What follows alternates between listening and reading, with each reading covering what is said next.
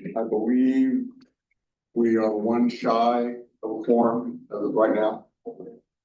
Well, we'll proceed with the agenda and hope that we have one more member show up so that we can vote on the things we have to get done here this evening.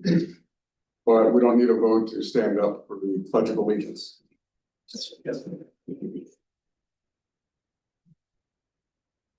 Pledge allegiance to the flag of the United States of America, and to the republic for which it stands, one nation under God, indivisible, with liberty and justice for all.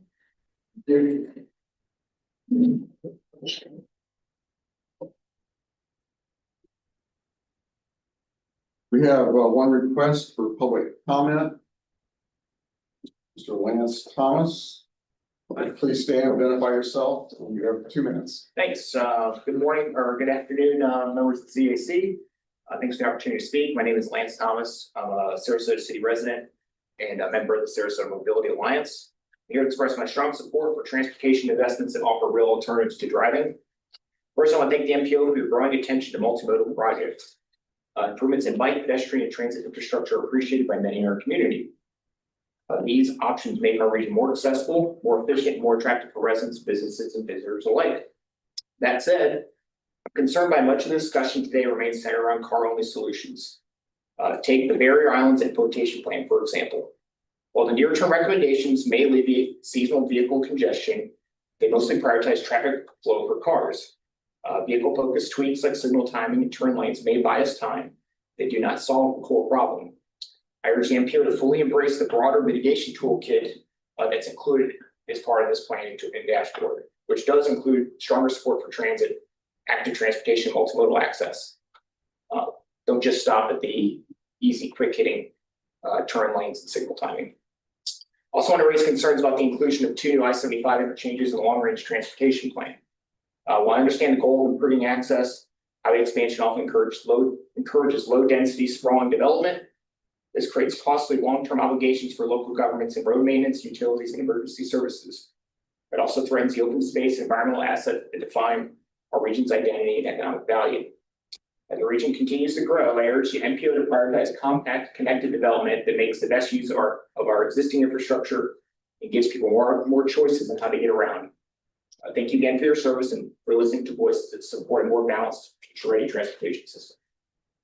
Thank you. We have any other public comment? Excuse me. Okay, we'll move on. We cannot approve the minutes lacking a quorum, and so we'll move forward to number 5 on the agenda. And we have 2 action items to take care of. And again, lacking a quorum, we can't take a vote, but we can still hear the presentations. First is a bit of financial housekeeping. And I believe Ms. Barr is going to lead us through that. Pam. Yes, good evening. This tip roll forward that FDOT is requesting that the MPO do is just to take care of a 3-month gap between July 1st and September 30th.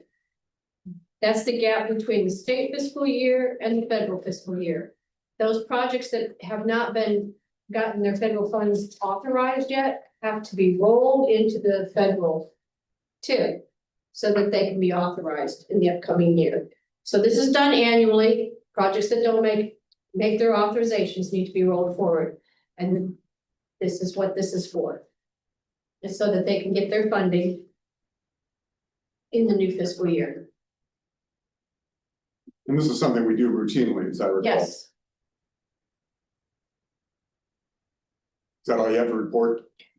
that was all on the tip. That's what that's all about. Since Mr. Gauss showed up, we now have a quorum, and then we can entertain a motion to approve the minutes. And a motion, Well, I approve the minutes for March 10th. we'll get to the minutes in a second. We're gonna approve the motion here. I'll make a motion. Debbie? And we have a second from Yes, Rachel. Rachel. All those in favor of approving, please say aye. Aye. Anybody opposed? We can now go back to our minutes from March 10th and May 12th. Did anybody have any corrections to those minutes? If not, I will entertain a motion to approve those minutes from March 10th and May 12th. So, Make a motion. yes, ma'am. Yes. Second. Mrs. Simmons. All those in favor, please say aye. Aye. Anybody opposed? Thank you. Second bit of business this evening has to do with our barrier island implementation plan. And we're going to hear a presentation from Nathan.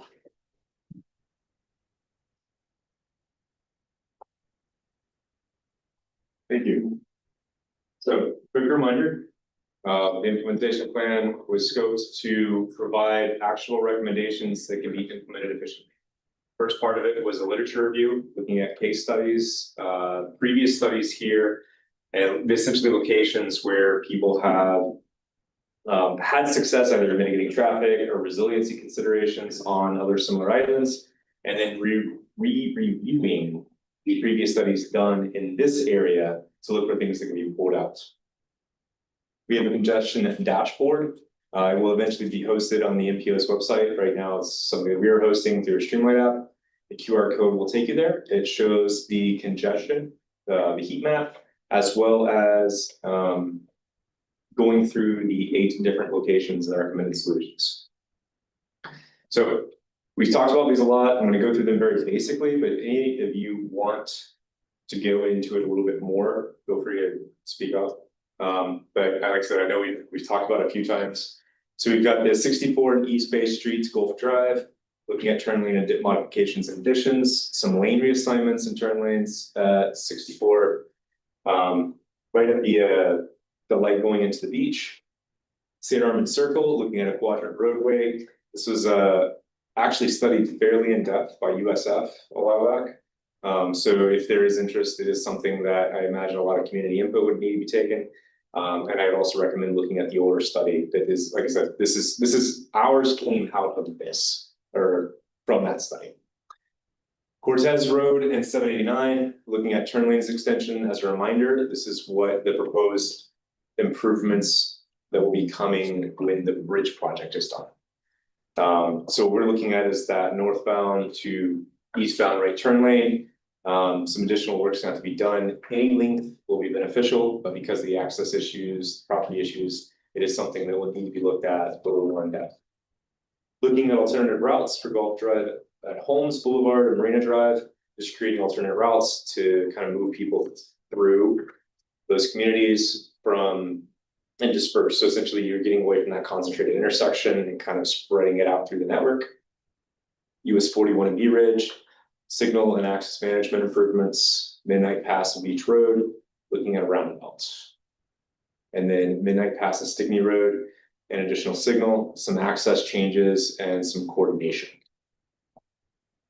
Any questions or any one of those improvements you want to go back to? Yeah, Yes, sir. the Cortez Road and Gulf Drive, the Gulf of Mexico, I guess it's Gulf Drive there. There has been discussions, I know, about maybe acquiring something, one more, I guess we can go back to the other slide, that one. You know, maybe extending that right turn lane, acquiring property. Is there any more news on that? Because the last conversation I heard was that it was kind of like it had been looked at and decided not to do it. But then I heard from, I think, the mayor, who said that they were still looking at it and that they were, you know, it was a plausible idea to acquire some of that property because those buildings have been so severely damaged in that area. So is that still a possibility because if that right lane can be extended and maybe closed off this first street, extended down that far, it'll really reduce the traffic getting off the islands. Anything's a possibility. I don't think the project is talking about it, and I'm not aware of any active conversations with property owners. Other than I know Mayor Chappie has had off and on conversations with different people, especially with the project being there. But to my knowledge, there's nothing that is being actively worked towards 100%. So how would that how would that go going forward if, is that, you say it's a possibility beyond your scope of work maybe at this point, is that that's what I'm. Definitely, that would take a significant amount of work to work towards with the right of way. And if you, depending on the funds, if you have federal funds, it federalizes the right of way process. So, but you're gonna have to look at whatever community support is needed for the access changes, especially if you're talking about closing a side street.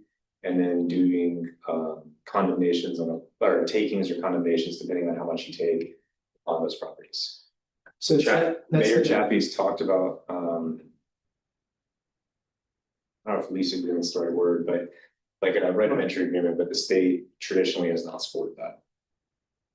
So how does that involve the bridge to the island? Okay. Say it again. Does that show the bridge Yes, to the island? that is the last concept plan that we got from FDOT of the new bridge project when it links. Okay, so if there's an wheelchair or what, or a cane wanted to go across that, is there sidewalks appropriate for it? For So you that go across the bridge or go across the intersection? bridge? The bridge, there will be wide enough sidewalks. There are pedestrian facilities. I think the question is going to be if they can navigate slope of the bridge. Yeah. Can you go back or go forward, I guess, to that one right there? I'm trying to understand what you're looking at doing through there. I mean, So there's, it's a little bit cafeteria.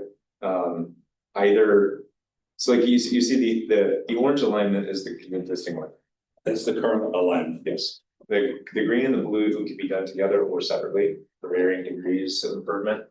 But essentially the intersection is what's causing the majority of the issues. So what we're trying to do is get people, minimize the amount of people going through the particular intersection here. You don't want people to go through there. That's the one that's getting clogged. So I'm just. I wanna be because clear. I want to be clear with the meeting, just as a fly on the wall when you bring that forward. So I want to be clear about something. We have evaluated whether it will work from a traffic perspective. I just want to be a fly on the wall when you bring it up in there. Public input. You might get some. We got people to rank it. So we got input from ranking. We are not doing the implementation meetings for this. So the purple or blue line, I can't tell this one, that's going through the neighborhood, right? But as people are using it today, it's just not an official, it's not an official. So largely what this would be is looking to see if there are any modifications to be done to make it a little bit better for more traffic, and then official wayfinding. It's kind of like, oops, back. Kind of like St. Armand's, like you can already cut through Right. towns, yeah. But to do intersection improvements and make it an official quiet roadway is a different level of conversation. Because that, at St. Armand, that top circle on the left there. If you're coming out of that side street, it's a bear, it's a lot of traffic. Yeah, so these would actually be signalized, Yeah, I so see, that you can get in. right, because they are there. First. And there's a parking garage to the south there, to the north of this, actually, but it contributes to it, anyway. But, all right. Development. Any other questions or comments on the 8 locations? On the Cortez Road slide. Is the bridge projected to end there at the gray area? To my knowledge, I'm not involved with that project. Ms. Barr may be the best person to answer that. You're up, Liam. Am I I don't know how far that's gonna go at the moment. I would have to work with the project manager. I have no idea. They're the plans. I'll get back with you on that. I can do that. Are they out to bid now? Huh? Are the plans out to bid now? Because they're building it, right? They're going to. It's supposed I to. drove by there today. It looked like there was stuff out there, so it was a surprise for me. Okay, So, They're doing the piping. I think they're, The utility work, pardon? the utility work. right, they're doing the utility work. The drain, the water, I believe is what they said. There's just a lot of piping being put in. I am not aware how far out that is going, so I would need to get back with you on that. And my understanding was that bridge is similar to what has been presented in a couple of slides for the Longboat Pass Bridge. And in that the lanes are wider, there's very nice wide walking bike paths and auxiliary lanes. So it'd be a much wider structure, and not a drawbridge anymore. I think it's a fixed span, right? So it's. I believe the high span is. It's right. it is. I miss the drawbridge. I'm not a sailboat though. Yeah, Pam, can you shed any light on that bridge if it ended there? It feels like that would be quite slow, and then coming off of the height that's contemplated. That's my question. I'm not sure exactly what the project managers have in the design yet. I believe it may still be out to design on some of that.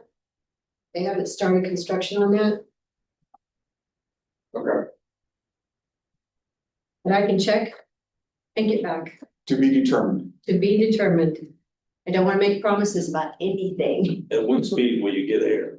No, that only happens when you ride a school bus, isn't it? When you ride a school bus and you go over the hill and then you get airborne, Yeah, isn't that what that's supposed to be like? Saw a couple of younger guys, just an orange car headed for it.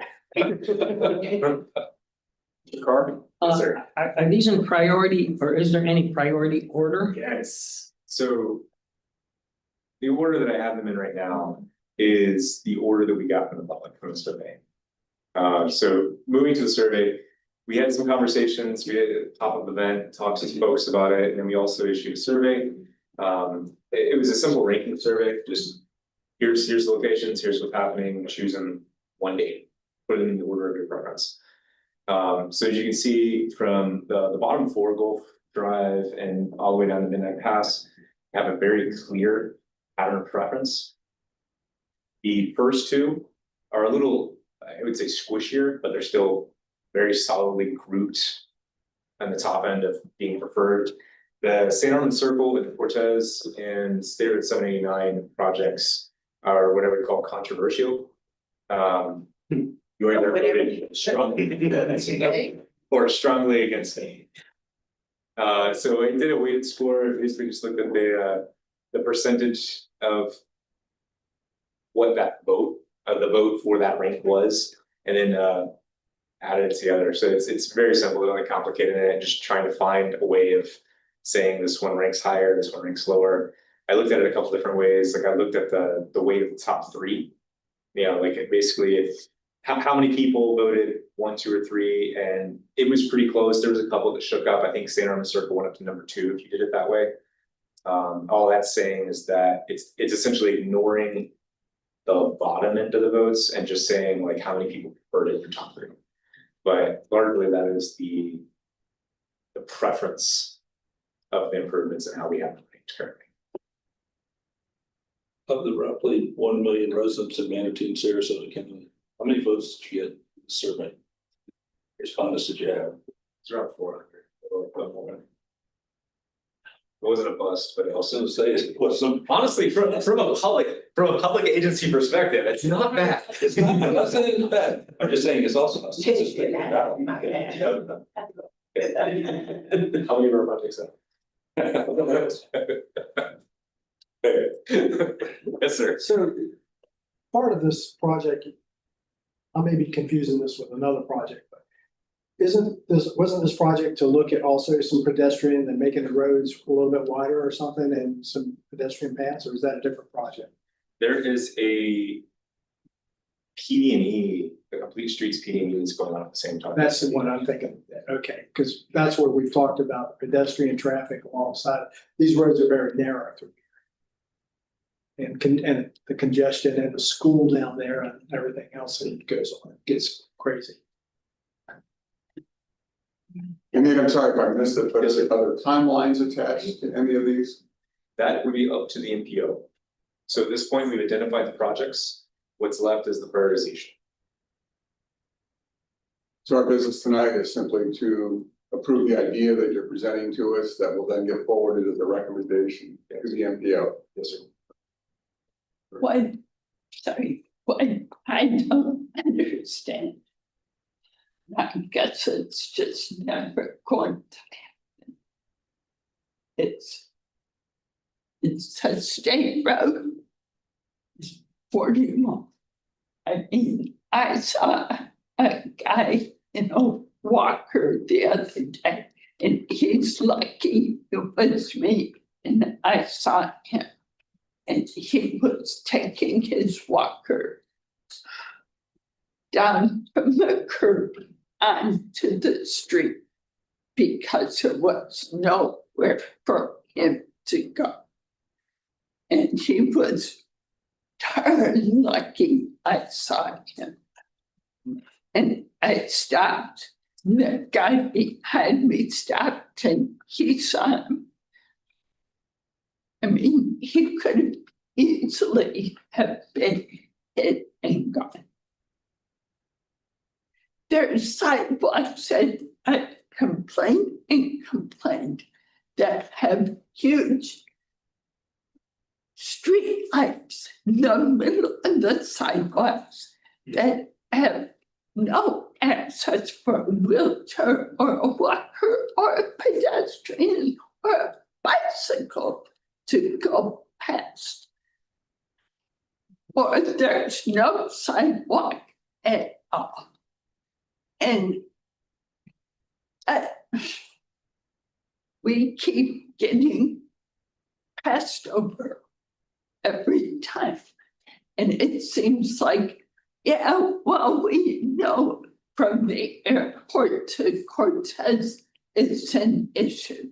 No, it's not from the airport to Cortez. It's from 60th Avenue West to downtown. And if anybody ever travels that, look both ways as you're driving and see there's no, the sidewalks are atrocious. I've seen people in wheelchairs on the street. I've seen people in walkers on the street because there's no way to walk on the sidewalk. And somebody's getting killed. And yet here we are again with 41 getting passed over. Just saying. Special guidance, and that is to be the middle of, that is to be prime. Manatee County in Bradenton, that was Central City. And now it's just like we don't even matter anymore. So keep us in mind here next one.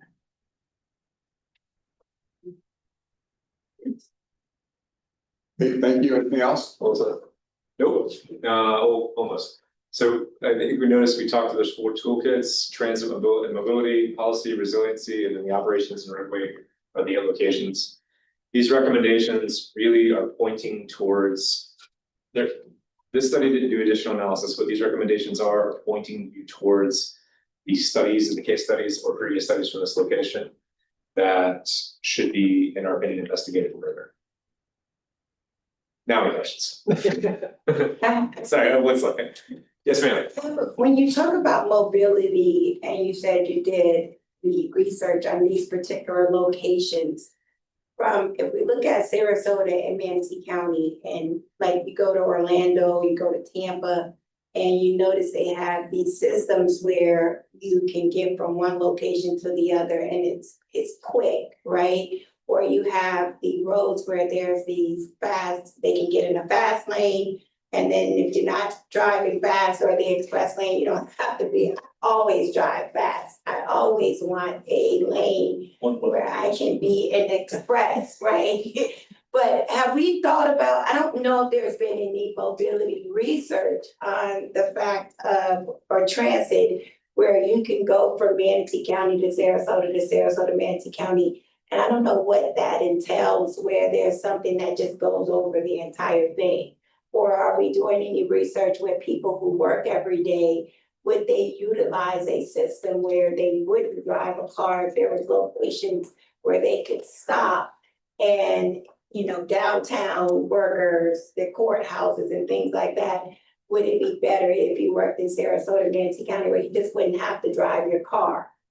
That's the 99 route. There's a lot of pieces that I can't answer. Don't take too long. The state has tried park and ride type stuff for a while and it hasn't worked out well.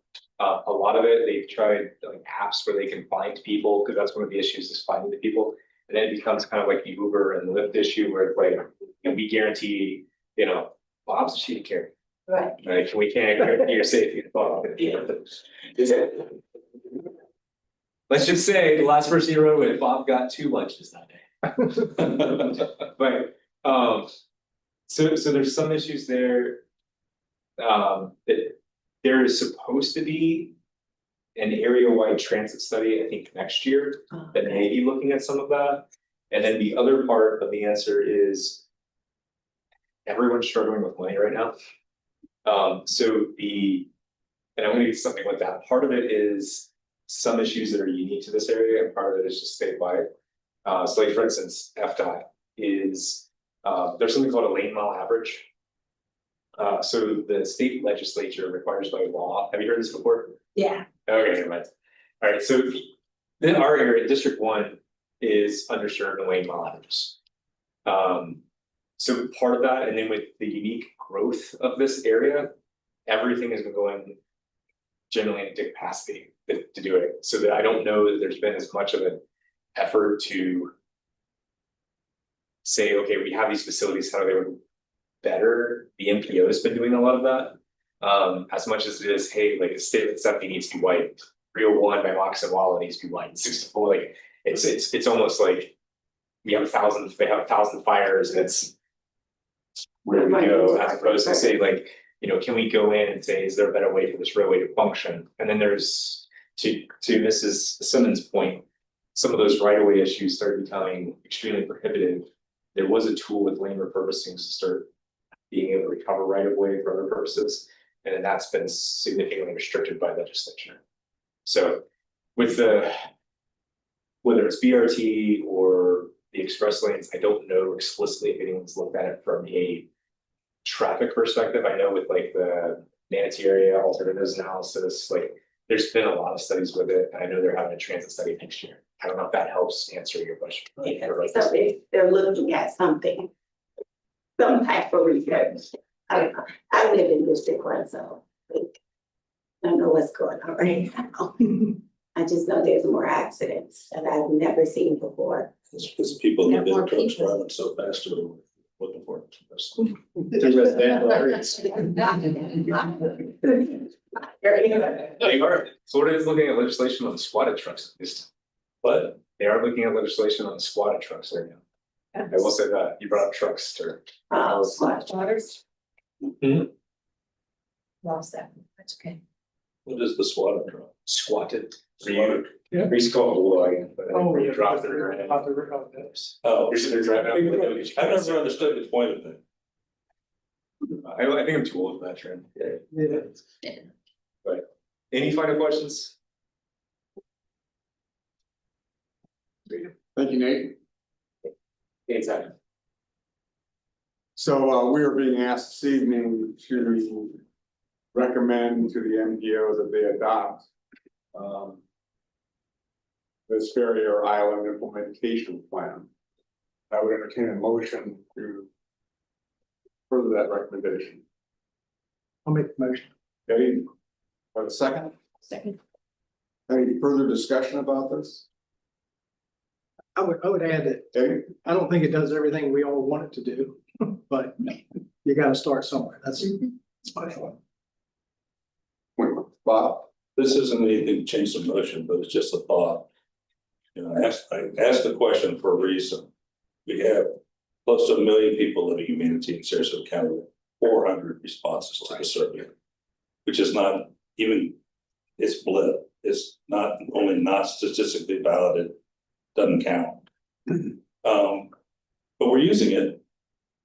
And I'm wondering if the MPO or DOT is able to look at ways that, I mean, the truth is, the people that care about that primarily live on the barrier islands. I think that, is there a way that we can get the word out to them when those surveys, you know, kind of targeted for the area that we think is the most focused on? Because it seems to me that if we made, and maybe we did, that we made the city halls all aware of it to get it out to their residents and make it news so that everybody on the impacted area had a chance to weigh in.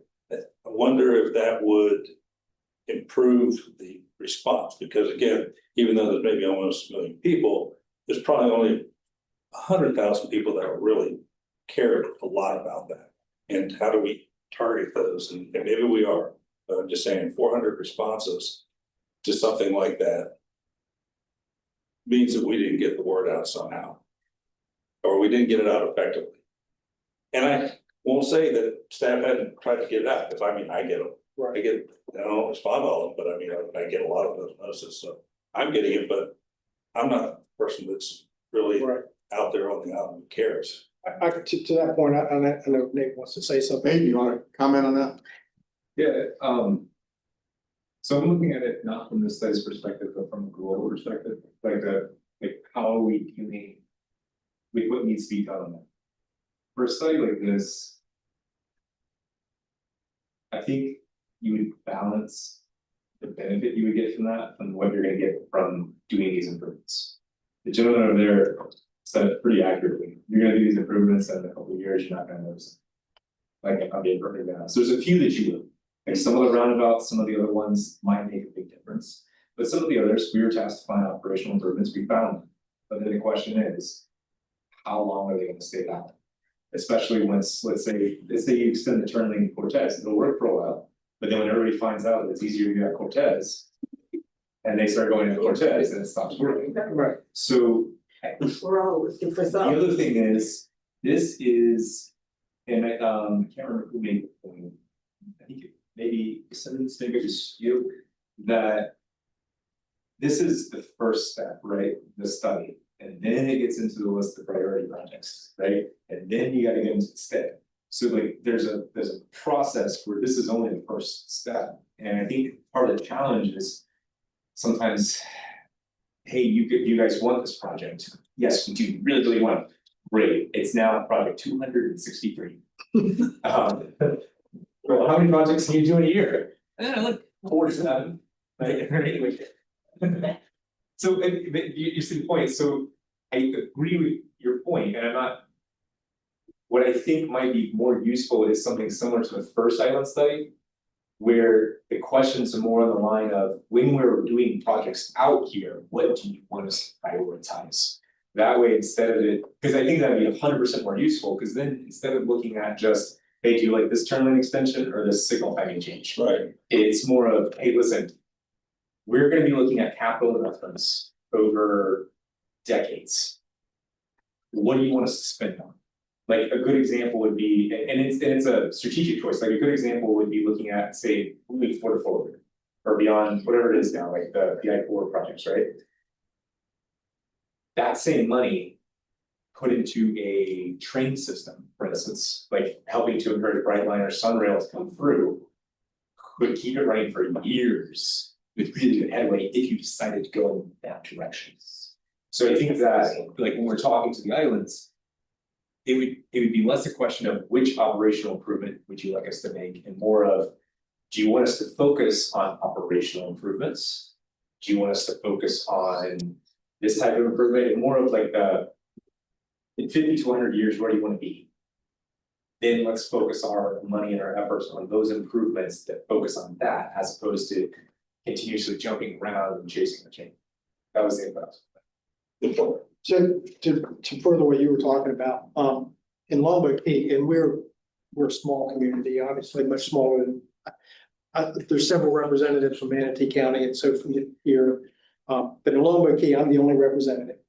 And I reach out on a monthly basis to, well, there's one organization that has, I think, 30 or 40 different other organizations, condominium associations and neighbors. Every neighborhood, every condominium has a representative that meets once a month in this one group. And I give the MPO report to them, which gets, their job is to broadcast that. So if there's a 200 unit condominium, that representative is supposed to go back and say, there's a survey about, in our case, one of it was the roundabout at Broadway, okay?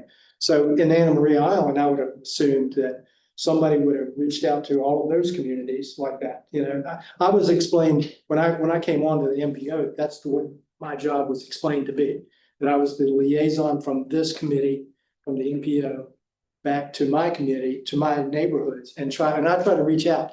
And I will say, I don't do a very good job on the southern end of the island. I reach out to them and I get no response. But the northern half where I happen to live, they all know me, so they include me in a lot of their discussions. So whenever there's a survey, I put it out there like 4 or 5 times that, hey, there's a survey on this or this. Now, if it's a survey about, somewhere down in Bradenton, our folks, if they don't drive that way, maybe they might not even respond. And that's to your point, Yeah. Lombard Key has like 8,500 and 9,000 permanent residents. And in the season, there's 20,000 people on the island. That tells you something right there. It's just a different community. So. Xavier? I want to say something, Eddie, that's a good perspective as far as being a representative on the board. And I think I want to make sure I do more of that because I'm in District 1. And now we have the new apartments where they just did all the work across from the 7-Eleven. Those are short-term rentals. Those are now it's so interesting. They can be a year where they have year leases, or they can just stay there for the weekend. They're on Airbnb. Oh, geez. I mean, this is insane. So now it's interesting, but my concern, or not concern, as far as what Bob said, I don't necessarily think it's about if it's only 400 to our 1 million people between, are we setting a percentage, right? And it's consistent. So are we mostly every time we put something out getting 400, around 400 responses? Or in some projects, is it more, or are we shooting for a percentage? So if it's the island or you're looking at Lombard Key, it's a percentage about 3% or 10% in the response of the surveys. And then that way we know there's a consistency as far as how the responses are coming, that you're probably not going to get more, than a particular percentage in responses. Any other thoughts or comments? That's good. Give a summary response from the MPO perspective. I agree there should be a percentage for, how many responses we get. And when I was in school for our studies or for my theses, we usually consider 1 to 10% of the entire population. But then for an agency of our size, it would be really difficult to get 10% of response on any survey. Right. So when the survey was put out, it was open for about 40 days. It was published in all our social media accounts, and it went through our Tuesday Transportation Talk, the newsletter, every week throughout those 40 days. And it was shared on multiple local jurisdictions, social media apps also, like they reshared our content. And then it was on the ABC7 interview, and it was sent out to all the people on the mailing list who were on the Barrier Island Implementation Plan stakeholder list. So we choose multiple mediums to share the information. But then, sometimes it's more like a fatigue. You get multiple emails from multiple people. Like I myself don't read through the Tuesday Transportation Talk every time, even after working at the MPO. So not everyone looks at the emails, even if they're sent out. So the email fatigue could be a reason, and there could be multiple other reasons for why we end up getting the number of responses we get. But to be really honest, 400 responses for a survey of that short and for that period of time, I think is a win for the MP. Like, we were surprised to look at 400 responses.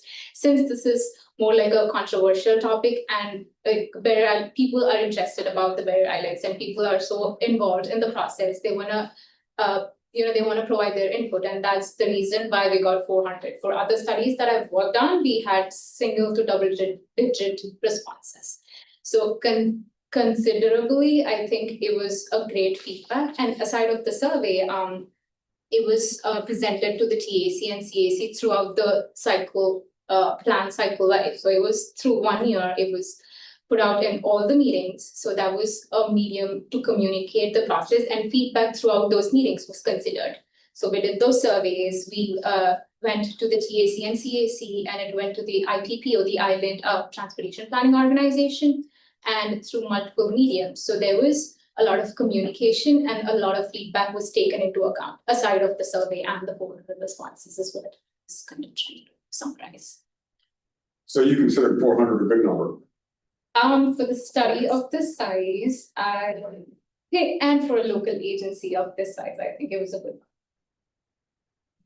It's obviously nice to have as much feedback as we can get, but I think it's a good number to start. Kurt, I have one more. Yes, maybe it is. I think 400 is a good number. I do, when we send out surveys, It was more than 400, to be honest, like 450 or so. so I've opened the survey before, so like, this is just, my husband always does surveys. I don't know, he thinks he's gonna give money back on some things, I don't know, but. Let's now. Survey. Do you think it's, the simplicity though is there, for the surveys? And I know we're talking about traffic and things and congestion and stuff like that, where some people may open it cause can you see how many people beyond the ones that actually filled it and completed, they actually open the survey and begin the survey and don't finish the survey? For this particular survey, if I remember it correct, every person that clicked on the survey took the survey. Because it was that's really awesome. simple, it was one question, it had an introduction Right. saying, the MPO is doing this study, and we linked the study website, and the question was, here are the 8 recommendations and rank them according to your priority. So rank them 1 through 8. So it was literally one question, and you just had to pull through those options to prioritize them. So everyone who opened the link took the survey, and I think more than 70% of them ranked all of them, but a few, I think, ranked their top 3 or top 5. But you can tell though, if they open and Uh-huh. maybe sometimes people go and they'll maybe can't get back to it or something like that. Survey Monkey has some statistics. Mhm. We do a lot of work other places, so we recently in Polk, we've done.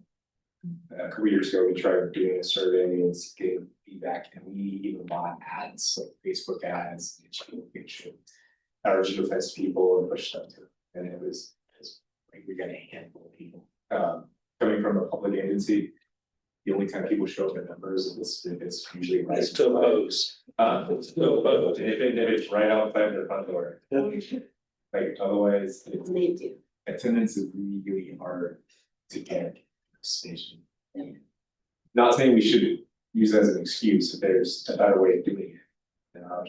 Right. Yeah, I mean, don't get me wrong, I realize staff is trying to get people to do it, and I get emails, so I know you're putting it out there. I was just wondering do we need to, at some point, take a look and see, is there something we could do differently that might get us better results by targeting where we send them, sort of saturate an area and Eddie, what you're doing is great, and I need to do a better job like that, but I mean, just saying, I was just wondering, is there a way we could look at it and say, would this work? And like, Nate said, it's hard to get people to respond. Unless it's outside the door, Right, really bad. outside the door. And then they will show up with red shirts or green shirts. Of course, yeah. It all matters. Spend money on. Spend money on shirts, gonna show up. Again, the motion is to recommend to the MPO that they adopt the Spirit on our Highland Patient Plan. Any further discussion? If not, all those in favor, please say aye. Aye. Anybody opposed? Very good, thank you. We now move on to our presentations, and we have 5, I believe, and you begin with Pam with a report from FDOT. Okay, so the FDOT report for this is, we had requested from the MPO that they put in their new draft 2050 long-range long-range transportation plan. A segment from State Route 72 from I-75 to Lorraine Road that would be divided into 2 separate segments. So that they could be more easily funded. So we did that. In the process also, we programmed 3,590,000 of SU funds for the one project so that we could move it ahead and keep the project on track. The benefits from the regional urbanized area transportation program is that the intent of District 1 is to maintain a viable project timeline. And with that use of SU funds, this was accomplished. So what they were checking with, since there was a presentation, it said recommended action was none. So it's just so that you know that funds were being used from the SU box in order to fund projects to keep them on track. Any questions? So you're saying that they divided it so we can get to it quicker? That would help, or In dividing it, because of the costs and stuff that keep elevating, if we have it in 2 sections, it does help to at least be able to fund at least one part at a time. right, gotcha. So the design may be for the whole thing, but then when you're doing the construction, you can do parts. But it has to be in the LRTP to be able to process it for funding and put it in the tip and the steps. Thank you, Pam. Now we move to our MPO reports. First one is from Nick, and it's the interim 2025 safety report. Too much. Yeah, so 2025, hard to believe, we're already in September. It's time for interim safety report, and I hope everyone likes grads. The MPO, an MPO is required to track the number and rate of fatalities in the region, the number and rate of serious injuries in the region, and the number of non-motorized fatalities and serious injuries. And these targets are established as 5-year rolling averages, and the rates are calculated per 100 million daily vehicle miles traveled. This is something that the MPO board does annually. We're currently operating under the 5-year rolling average of 2021 to 2025, and that was adopted by the MPO board this January. So as an MPO, we have a choice to either set our own safety targets or follow the state's Vision Zero commitment. And like 21 of 27 other MPOs in Florida, we've affirmed that no death or serious injury is acceptable. So our safety targets are 0 fatalities, zero serious injuries, and 0 non-motorized fatalities. So here's a table of the last several, again, 5-year rolling averages, and I just want to point out that the reason we use 5-year rolling averages is to kind of smooth out some of that year-to-year fluctuations. And I just want to highlight this is the first time we're dropping 2020 out of the out of those rolling averages, which has not been the case for 5 years.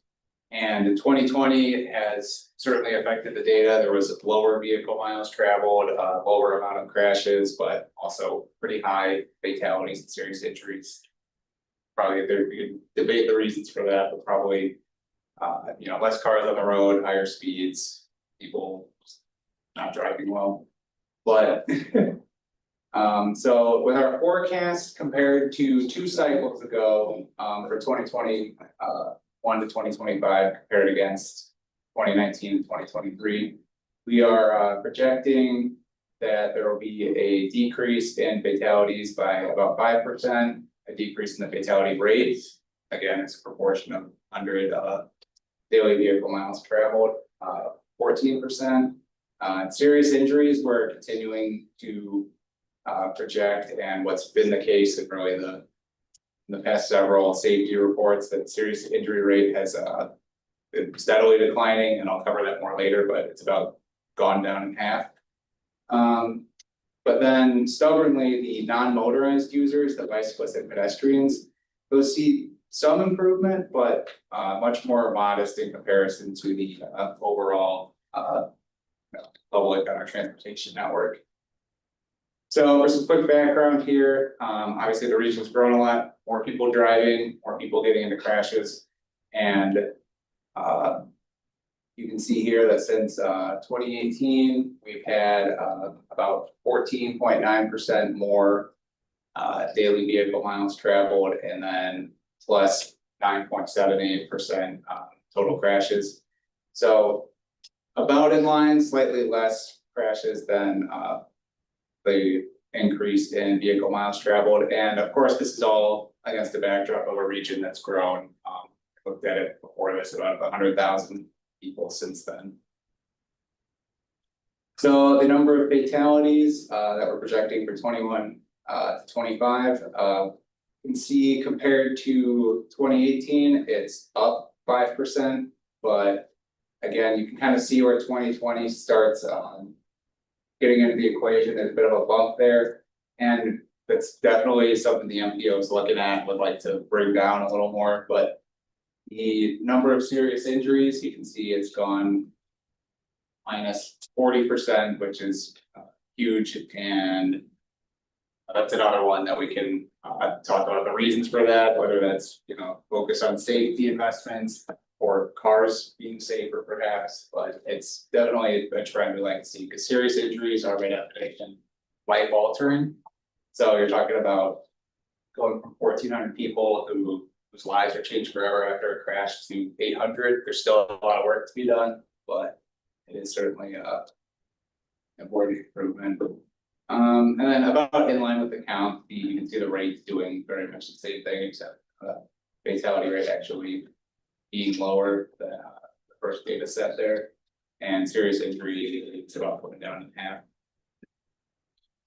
And as I touched on previously in the first slide, with the table, the non-motorized fatal and serious injuries, again, some improvement, not nearly enough, but we're looking at about minus 5% when we first started tracking that. So, in a quick summary of all those graphs that I just went through, we're seeing a decline in fatal and serious injury rates, a substantial reduction in serious injuries, particularly. Fatality numbers are a little more stubborn, and especially so with our non-motorized road users. And the actions the MPO is taking is, as part of our prioritization process, we are identifying a lot of these hotspot areas, and when we're scoring projects, assigning additional points and trying to prioritize safety improvements, especially non-motorized users. And just continuing to implement our Destination Zero action plan, which includes like educational videos, social media presence, just a lot of get the word out about safety. And of course, the big thing is our upcoming long-range transportation plan, where you actually see the projects that we're funding and such that'll improve safety. And going from there, again, 2025, we're in September. This is gonna, so these aren't our performance measures, but just kind of peek into the data we have for crashes in 2025 so far. So this is, I pulled our data set for some background. The data source that we pull this for typically lags behind about 2 months. And so what we're seeing there is the crashes up till about June 10th, which is when I pulled it, for 2 months post that. For total crashes, we're at about 10,500. For total fatalities, about 42. Total serious injuries, 358. And again, outsized percentage in non-motorized users, with 15 fatalities and 68 serious injuries. And looking at the crash data, I pulled out the most common crash types that result in fatal or serious injuries. And just some highlights from here: pedestrian crashes are quite common and very often fatal. And then it's interesting to compare kind of the ratios here, where you have rear ends being, I believe, the most common, with 72, again, life, I don't want to downplay serious injuries, life altering injuries, and 1 fatality as compared to left turns, which is 70 serious injuries and 4 fatalities. And it's interesting to just kind of visualize sort of the commonalities between these crash types and then also how they're different. So that kind of goes in with a lot of the MPO's work and trying to reduce conflict points and lower speeds. You know, quite a lot of this, fatal serious crashes. Another variable I was looking at was the honing in at our bicyclists and pedestrians, which is established are particularly vulnerable. And it turned out, especially so at night, as 87% of the bicyclist and pedestrian fatalities this year have occurred at night. And that's very interesting to see. The orange bars there are the actual crashes in that are injured. And then the blackish gray is the fatal ones. So you can see the vast majority of bicyclist and pedestrian crashes occurs during the daytime, but almost all of it occurs at night, which again could be due to lack of lighting, higher speeds, there's less traffic on the roads, but it's definitely something that, you know, I'm trying to spread awareness of and, you know, for all projects that remedy that. And especially when you compare it to, you know, the proportion of traffic that's carried at night during the day, it's quite staggering. And you have 57% of all fatalities, regardless of mode of travel, occurring at night as well. So in summary, for pedestrians, so far this year, we've had 34 serious injuries, 13 fatalities. For bicyclists, 34 serious injuries, 2 fatalities, and for total people killed or seriously injured on our roadways, it's 358 seriously injured and 42 fatalities. Are e-bikes included as bicycles? That's the same question. Oh yeah, they are. Seems like it's unfair to put them in there. I mean, just. We're trying to, so we're actually through one of our other committees, the Community Traffic Safety Team, we're trying to look at pulling hospital records, because that has more like fine-tuned codes and such to kind of see the effect of e-bikes, but there's not like, where we pull it from, there's not like a flag that says it's an e-bike or not, but typically it was classified as the. Those traffic reports don't contain that, that's changing. That's gonna So say, the federal MVC, I don't know what that stands for, I just had something to see. Governs what's in crash reports, so they're recommending modifications right now for the ASMB. There's a task team that over the next year and a half will be working through those changes to align with federal guidelines. There may be more, but they essentially have a task team full of safety professionals, planners, law enforcement, because they've got to decide if they want to check the boxes. But it's ideally moving it. There's going to be some one wheel, I want to say one wheelers and some of like there's not going to be a classification of e-bike, there would just be e-bike, so it's not getting that granular, but there will be granularity between bikes, e-bikes, scooters, and miscellaneous, whatever, like 1 wheel, 2 wheel devices. But it's gonna take, like I said, it'll probably be a year and a half, 2 years before you see it. But it will be impacting all of the crash reports and Singapore. it'd be That's interesting. yeah. No, can say. This has, again, we're blood on the brain. You didn't study how many people in wheelchairs got injured or died. You didn't study how many people in walkers Yeah, that's something that I wish that was a variable in where we pull the crash reports from, but it's. Yeah, Unfortunately, no, I mean, I'd like to. So that's not on a traffic report, I guess, they don't, it's just classified as a pedestrian, I guess if somebody's. In a walker a walker, I get it, that is a pedestrian, but a wheelchair, they're not classifying that, they're not identifying that was. In a wheelchair, but it's a pedestrian, I guess, is it? If you went in and probably like read the crash report, but in terms of, we pull it from a data source called Signal 4, and they kind of. You know, they take all these crash reports from all these different agencies and they kind of like standardize it. And unfortunately, that's not one of the Right. things. And I've never written a traffic report. I don't know if that's like a box on there for how simple that would be to implement. I mean, I'd certainly be curious. Can you look into Yeah, sure. it, please? No, I mean, that's something I think we'd all like to know as well. Your numbers from through June 10th suggest that track for a pretty good year, is that true? So that's a caveat to the data. It's up till June 10th, but many, especially unfortunately. Your slide back. Yeah, the which one? The table? Yeah, please. Yeah, so I would hesitate to, it's up to June, it's easy to, multiply by 2. I wish that it'd be very nice if we were on track for that, but the reality is. Within Signal 4, some, especially the fatal and serious crashes that are being actively investigated, and sometimes those can take, I've seen them go up in as quick as a week, sometimes they pop up in our process like months later.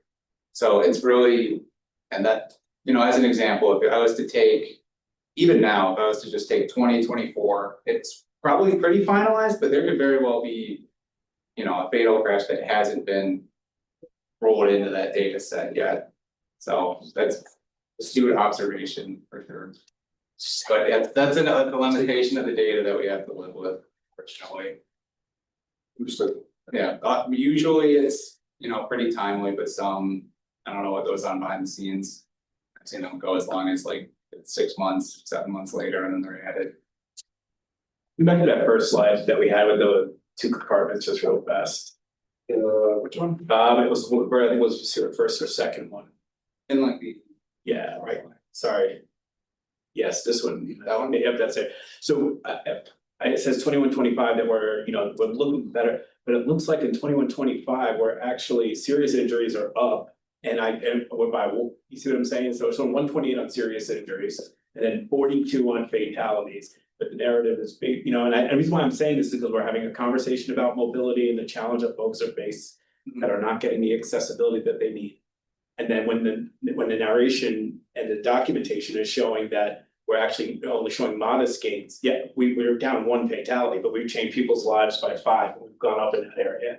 And so how do we get more funding if the story isn't really being, do you understand what I'm saying? Like, Yeah. I don't think it was a good year from 2021 to 2025, especially when we're having other conversations and a need to provide support. If we say that we've gotten modest gains, that sends a message to whoever is making up this funding model that, okay, well, what we're doing is working. It's not.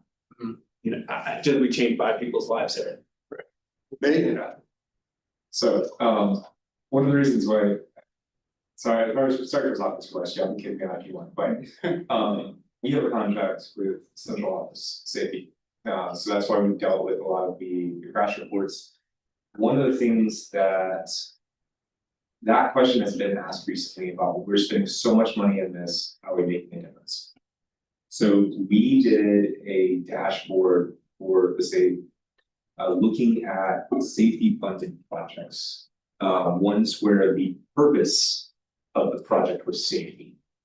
We have a ridiculous, it fluctuates depending on how we're slicing between like 15 and 20 is our benefit cost ratio. The after studies are showing a significant reduction in fatal and serious injuries. The issue is that safety focused projects are not every project and they are not every care. So where we're actually looking at this, like, hey, we're fixing the problems, it's not perfect, there's still crashes, but it is making a significant dent where it happens. So something that's labeled a safety project, there's some indicator out there that's categorizing that one project, those projects as a specific safety. Yes, so specifically, we're looking, so there's some federal funds, the way the funding goes, it's called ACSS until it gets to, the state puts a funding code called ACSS on it. And then when it gets towards construction, there's a reimbursement that happens, the government does to HSIP funds. Those are specifically for safety. There's 3 requirements. You have to have a unified safety problem. With solutions, you have to have mitigation, and you have to have a measurable PC that's overshoot. So those projects we know for sure are specifically geared to safety, they have to. So it's looking at those, but when you get into other scopes of other projects, it starts to change. But I want to say that it is being successful. The projects here that are like Cortez, where they put all PHPs and bigwags, that was very successful. The roundabouts, Rye Road, Greyhawk, Lorraine. Those were extremely successful. So where they're focused on it is big. But we're struggling to figure out why it's going up all this. Part of it's people moving in, part of it's COVID related issues. There's a number of things. So where we were focused on it is being successful. Thank you. Yeah, thanks. I probably should point, the MPO is undergoing a similar study where, with our TAC, we asked people to submit, all manner of safety projects, whether it was like local led or an MPO project or an FDOT project, and we're kind of trying to see what works in the region and, comparing 3 years before safety countermeasure was installed and 3 years after. So we're definitely looking at it, and with the results of that, we're one, gonna share them with everybody, and then 2, kind of use those results to prioritize the safety improvements that are really having an impact. Any other comments or thoughts? Yep, thank you. Next presentation, will be a particular interest for our friends from Sarasota County. Nina? Oh, thank you. So the first item that I have here for you all is the Yorkshire Range interchange and the continuing coordination that has been going on about the proposed interchange. So for those of you who are not familiar, I think the history of this project goes far before 2018, but at the January 2018 joint board meeting of Sarasota MPO and Charlotte County Punta Gorda MPO, there was discussion around a need for an interchange at Yorkshire and Braintree location, which is South Sarasota County and Northport. So after the 2018 meeting, when the 2045 LRTP was developed, we included this proposed interchange, which would be a combined collector distributor interchange between the 2 roadways. So very much like when you're on your way up to Brandon, it sort of connects the 2 roadways. You can get off the exits and kind of come back onto I-75. So one interchange at this particular location. So the 2045 includes the interchange, and there's several supporting projects that were included as well. Following adoption of the 2045 in 2022, the MPO, City of Northport, Sarasota County, Charlotte County, Punta Gorda, we all coordinated on really what needs to happen now and over the next, 10 to 20 years to make this interchange a reality. So out of that came a white paper, and it identified a list of strategies, but then also identified a list of projects that would need to be in place to really have the interchange make sense. So those of you who are familiar with Northport, there's not really much out there at the moment when you drive down Yorkshire or Braintree. However, City of Northport has a tremendous development plan for the area. And the joint board discussed that this proposed interchange would have an economic development benefit for the area, but also would provide a potential evacuation route for residents. So currently, you've got Yorkshire, Braintree, and then the existing interchange at Kings Highway. Kings Highway, a lot of traffic is funneled towards it, and our recent traveling demand models show that this interchange is really under tremendous stress. It's not performing well, and it is likely to fail with all of the development that is going to happen in the City of Northport. So if you remember back to when we did our SE projections, Northport and Nancy County is really where this growth was gonna happen. So in developing the 2050 plan, we really wanted to maintain Yorkshire Raintree proposed interchange. So currently in the draft 2050 plan, it is included in the plan as an economic development tool, but then also for proposed evacuation route. But there currently is no funding attached to this project. So Yorkshire Raintree interchange, if it happens, is very much a long-term future plan, 25 years out, right? But the planning for it needs to start now. So these are the projects that are included in the 2050 plan. We've coordinated with Charlotte County Punta Gorda as well. So they have the projects that are on their side of the county line included in the LRTP as well. We are maintaining these projects.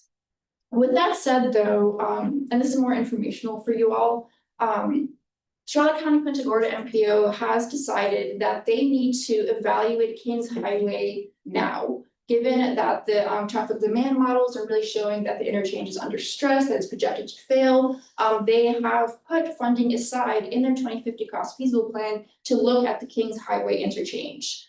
So that study is in their cost feasible plan. Regardless of their plans, we have decided that both MPOs will continue to maintain the Yorkshire Raintree proposed interchange. So it's just, you know, a little bit of an interim update on the proposed interchange. The interchange is something that is discussed every single year at the January joint board meetings. It is always on the agenda for a long-term project.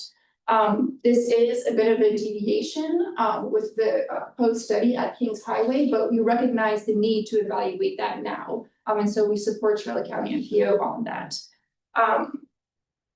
With that said, next year, following adoption of the 2050 plan, we will do another round of coordination with Northport, Sarasota, Charlotte County to update the white paper and to make sure that one, this interchange is still something that we want to pursue, and two, really what do we need to still do to make sure that it happens in 25 years. This is one of two interchanges that are proposed in the 2050 plan. The other one is up at I-75 in Buckeye to support connection to Seaport Manatee. But really no planning is in place for that interchange at this point. So really just informational. I'm happy to take any questions that the committee might have. Any comments? Is there anything that would accelerate that timetable? Really, it's very much dependent on the development that will happen there. Like I said, City of Northport has development plans for the area. But until the development happens sooner, there's really no need to implement any of these projects. So it really depends on that development timetable. Yeah. You're still up. I'm still up. I'll be here for a minute. Can you give us the project priorities? Yes. This is also just informational. And feel free to stop me if there's questions at any point. So usually at this point in the year, we would announce that we were going out for our annual call for projects. And that is when all of your local jurisdictions can submit project applications to the MPO, where we evaluate them against the LRTP. We score them using a prioritization process. And then we submit that list of priority projects and the applications to FDOT and say, hey, please take a look at these projects.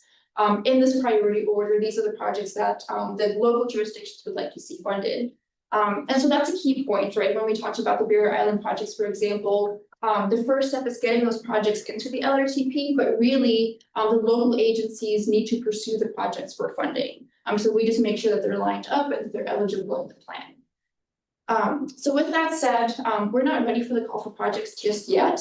We've got the LRTP adoption in October, which would affect the projects that are eligible for prioritization. Earlier at the TEC meeting today, what we discussed was because the MPO was working on the 2050 plan, we needed to update the prioritization for the 2050 plan. And the reasons for the update were, there's sort of four primary reasons. The one was the data in the tool was outdated. We needed to update the data layers. Second, we wanted to more cleanly integrate the safety action plan into the prioritization. So one of the scoring metrics is roadway safety. So the current tool scores proposed projects against crash hotspots, regardless of the severity of the crashes. And this is not uncommon, many MPOs follow this model. But what we did for the 2050 plan was we looked at the high injury network specifically. So which projects will have more safety benefits relative to where the disproportionately high number of fatal and serious injury crashes are happening. So that was the second one. Third, we caught an error that we needed to fix. And then fourth, at the time, there were new executive orders coming out of the federal government that we needed to comply with and adjust the scoring to match that. So that's what sort of prompted the update.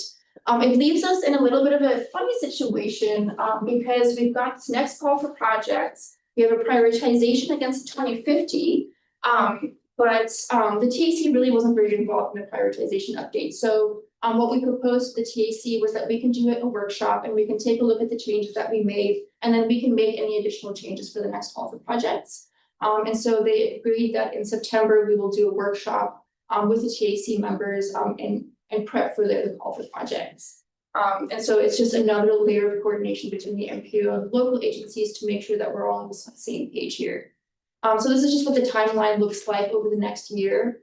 We've got the call for projects coming up in October, right after the adoption. At the same time, at the end of the year, we will be kicking off a major prioritization update where we will be looking at the scoring metrics, we will be looking at the scores, the weights. We will also be looking at the scoring tool and the entire process altogether, which is a pretty comprehensive process. So again, just more informational that we will be doing this workshop. We are working with your TAC counterparts and that there is a continued level of coordination with local agencies. And then in October, we'll provide all the projects. Any questions or comments? Right. One more? One more. 2050. 2050 LRTP update. So this is the second to last time that the committee will see the 2050 long range transportation plan before it is adopted in October. So I want to run you through a little bit of what you've seen up to this point, what we've done most recently, and what you can expect moving forward. So to date, we have drafted a 2050 vision and scenarios. We had a round of public involvement. We presented it to the committees. And that 2050 vision was creating a balanced future where we had 4 different scenarios. And what we heard back from the committees and the public was that really we want to balance these scenarios because they all have priorities and objectives that we want to meet. Then we updated the goals and objectives. We looked at the 2045 goals and objectives. And based on public feedback and committee feedback, the goals and objectives really just stayed the same. We did some minor language updates. Again, try to stay consistent with the new language that was coming out of the federal government. And so largely no major changes. It's same goals and objectives from the 2045 plan. So from there, we then have to develop this list of projects. What are the projects that will be eligible for MPO discretionary funding in the 2050 plan? And really, this is the meat of the LRTP. Drafted the cost feasible. We went out for a 30-day public comment period, which just ended on Friday. We received around 20 public comments, and this is on top of the 3 rounds of public outreach we had done up to that point. So we're presenting that now, and then we'll come back in October with the final draft and bring it to the board for adoption in October 20th. This might be a bit of a recap, but in starting the 2050 cost feasible, we needed to look at what is the available revenue that we have to work with, and what can we potentially fund over the next 25 years. So we looked at local revenue sources and state and federal revenue sources. Highlighted in that blue color are the STBG or SU funds, and then the transportation alternatives or TA funds. And these are the MPO's main sources of discretionary funding. We also look at other state funding sources because there is a required level of coordination between the state and the MPO on these funding sources. And so this is basically what we looked at. SU funds is our biggest funding pot. It can fund virtually any kind of transportation project. Whereas TA is a much smaller funding pot, but it's specifically focused on bicycle pedestrian trails, transit projects specifically. Both SU and TA is based on population size. So the amount of funding that we get is directly tied to the population at the time of the census. So this is the outcomes. I think this is also a recap. The revenue estimates in total really what we saw was that the state and federal funding is about 50% less than what we saw for the 2045 plan, which means that we needed to have a very well-maintained 2050 cost feasible plan. I know it was sort of a shock to see the number, but we had a lot less to work with than we did for the 2045 plan. 50% of the state and federal revenue sources are allocated to the CIS system, which the MPO really doesn't have any discretion over, but we do coordinate with the state. When we look at the local funding sources, about 50% of those local funding sources are sort of bookmarked for others purposes. We didn't really incorporate the local revenue sources into the cost feasible plan, but as you'll see in the numbers later, there is an assumed commitment from the local agencies to support these transportation projects as well through local matches or by pursuing other funding sources like grants or public-private partnerships. So how do we develop the 2050 cost feasible? Really, we started by pulling all of the priority projects from the MPO studies that have been completed over the last 5 years. So every single one of the studies that we have brought to the CAC that resulted in a list of projects, we look at those lists of projects as candidate projects for the 2050. So that's the active transportation, trail, the mobility studies, resiliency, CMP, transit signal priority, you name it, safety. We also met with every single one of the jurisdictions in the 2-county area. We asked them, looking at the 2045, are these still your priorities? Which ones have you done? And which ones really can we take off the list? Which ones are no longer relevant? Which ones don't have a path forward?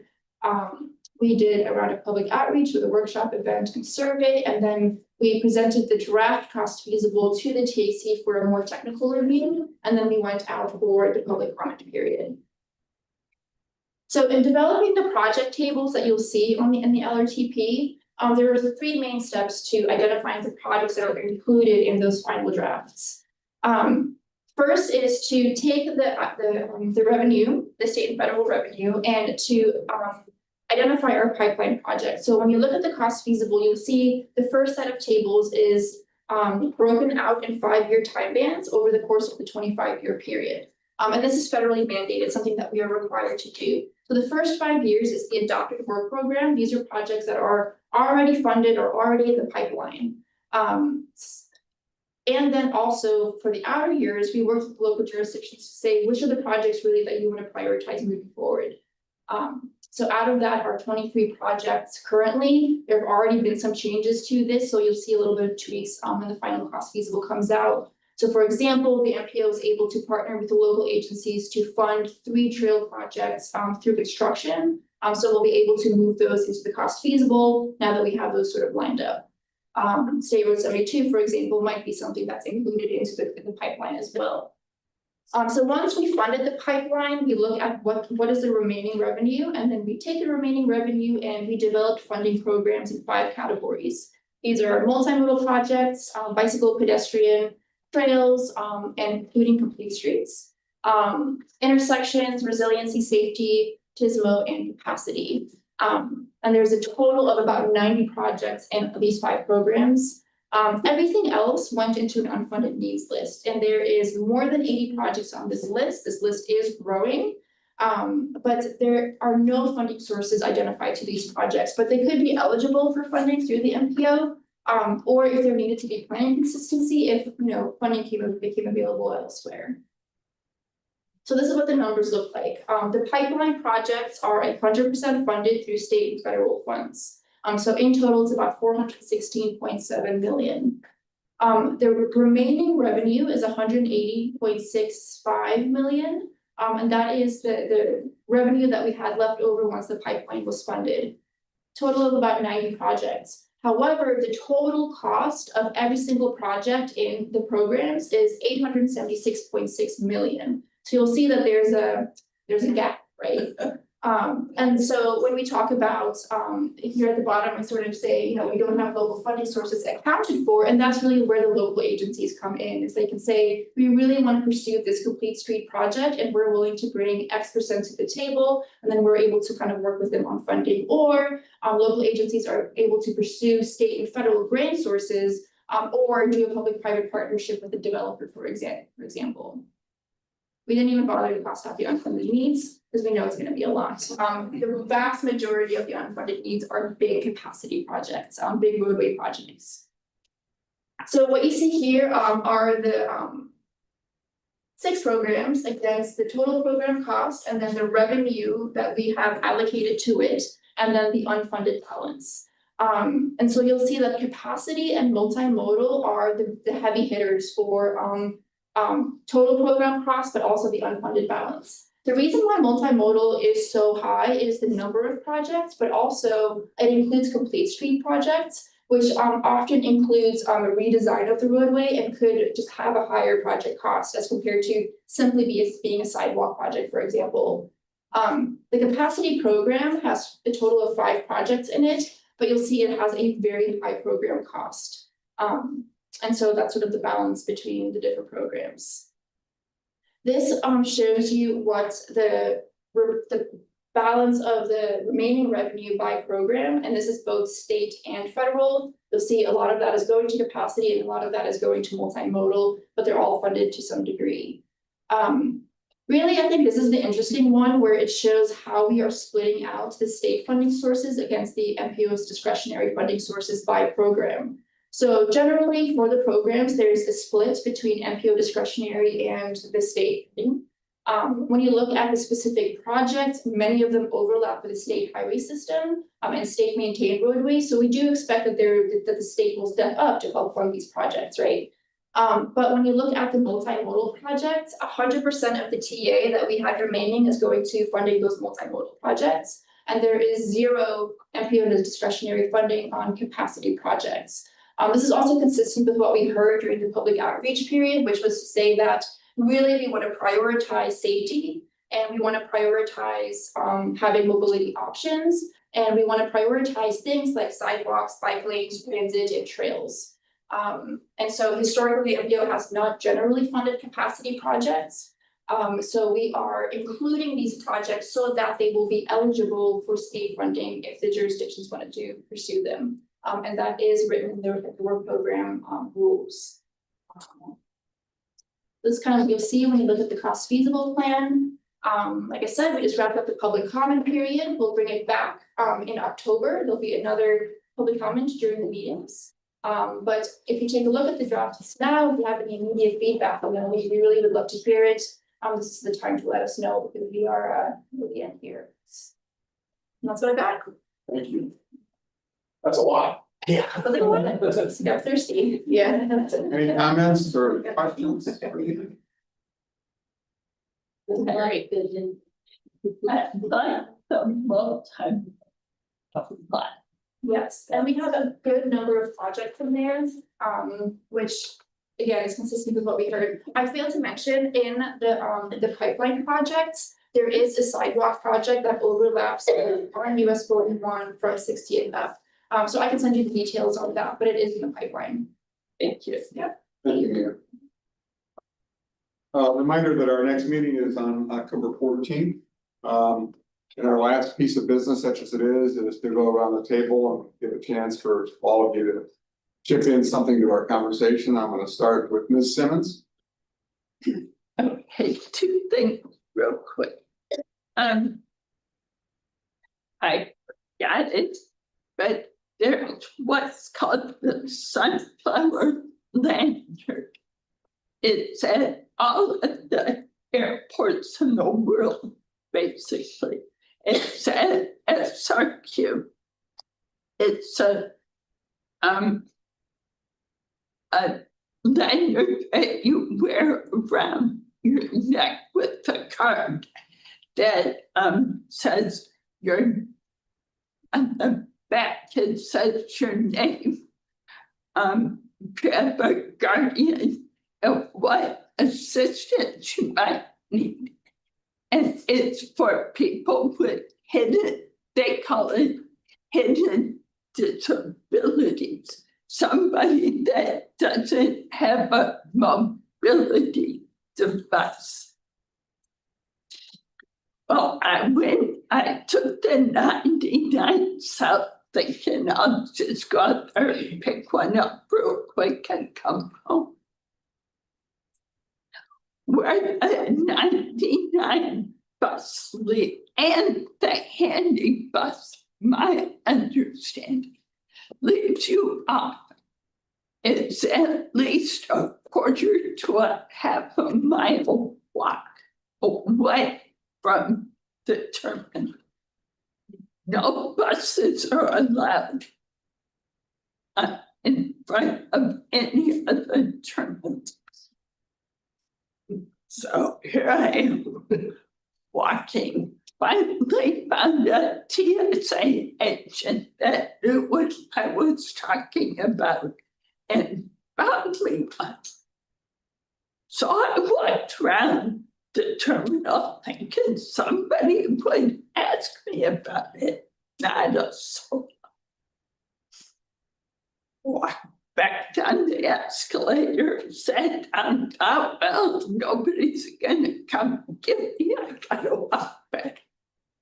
The thing of it is, my opinion, there should be a two-way communication, whether it be a phone, a buzzer, something out at the bus catch for somebody with the lanyard, somebody even in a wheelchair that's trying to struggle with luggage, to a concierge at the airport that says, hey, I need assistance. Can somebody come and help me? There's none of that at SRQ. So I'm just bringing that up. The other thing is there's a nationwide program right now called A Day Without Driving. And it's September 26th through October 5th. And they're encouraging people to walk, take transit, bicycle. And if you can't do that, then pay somebody else to drive you. And if you can't do that, then you can drive. But if you are driving, just think what it would be like for somebody with a disability that can't drive. And you know, it's just to raise awareness for people that can't drive and how difficult it is to get around in your community. So that's all I have. Thank you. Mr. Akins? No, have nothing. Bob? Good. Xavier? No, I'm good, thank you. John? I'm good. I'm good. Steve? I'm good. You're good. Introduce yourself. You're our newest member. Oh, my name is Rachel Beckner. I live in Sarasota County in Nokomis. I'm a builder and a roofing contractor along with my husband. And I just thought I would get involved a little bit more. So, Terrific. Glad to have it. what's that? Glad to have it. Thank you. Glad to be here, learning. I had to watch a bunch of your past meetings so I could figure out what this was about and everything and just kind of get a good feel for it. So I wouldn't, not know anything when I came in here, but so I a lot of the faces I see from the meetings that I've watched in the past. So I think it's a great thing. Really great. Thanks. One comment I want to say thanks to our MPO staff in the city of Bradenton. We were engaged in an economic development plan and have contracted with our Bradenton Area Economic Development Corporation to get that plan developed. We've hired a company called Dover Coal Partners to actually do the heavy lifting for it.